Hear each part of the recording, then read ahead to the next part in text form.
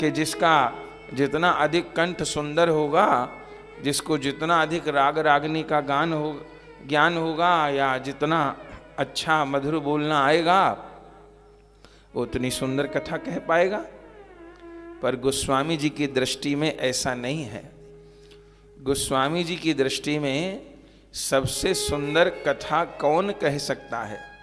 सबसे सुंदर कथा वो कह सकता है जिसको भगवान के रूप का और जिसको भगवान की लीला का अनुभव है,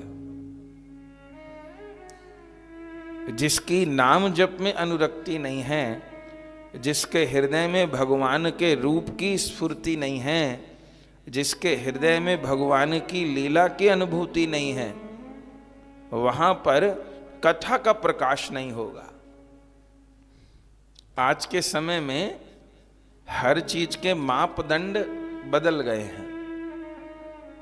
कथा का भी मापदंड बदल गया है।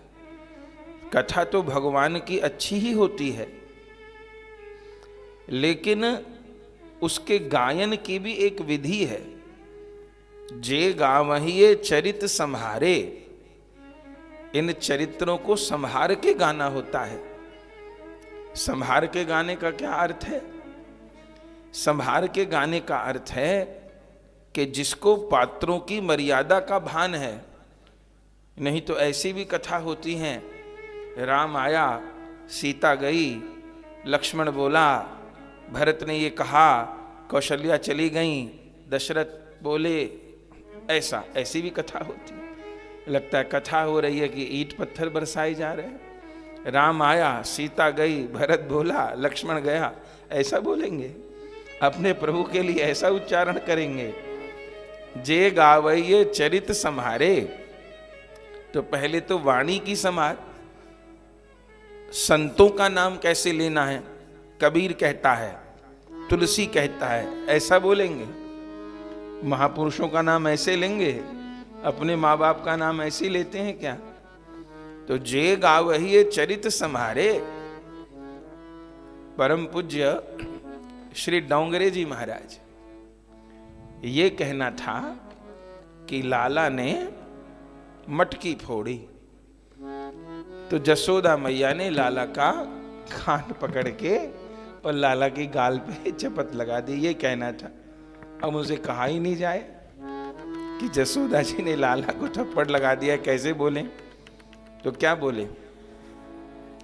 लाल जी ने बड़ो ऊधम कियो, तो यशोदा जी ने अपनो हस्त कमल लाला के बाम कपूल पे पधराए दियो।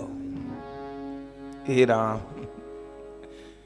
लाला ने बहुत ऊधम कियो, तो यशोदा जी ने अपनो हस्त कमल लाला के बाम कपोल पे पधराए दियो।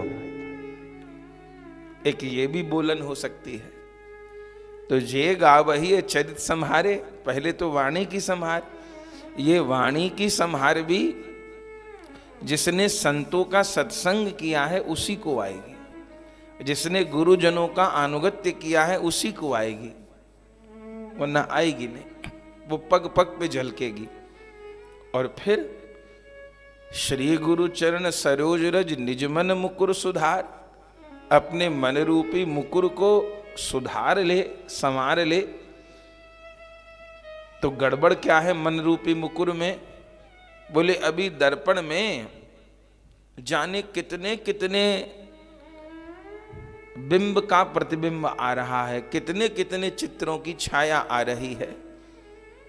ये भगवान का यश गान करते हुए अपने चित्त रूपी दर्पण को, व्यास को तो संभालना ही होगा, न तो कुछ संभव ही नहीं है। नाटक तो खूब हो जाएगा। और अभी का जो समय है, असलियत यह है कि अब समाज का श्रवण करने का स्तर भी बहुत गिरता जा रहा है। अपने यहाँ की ऐसी बात नहीं, भगवान की बड़ी कृपा है, लेकिन बाकी जो बहुधा समाज है उनका श्रवण का लेवल बहुत गिरता जा रहा है। अब जो हजारों और लाखों की भीड़ है, उस लाखों की भीड़ को फुहड़ता ही पसंद है। या तो उसको नाच गान चाहिए, या टोना टोटका चाहिए, या और कोई जादू के उपाय चाहिए। एक तो परोसने वालों की कमी और फिर ग्रहण करने वालों की कमी।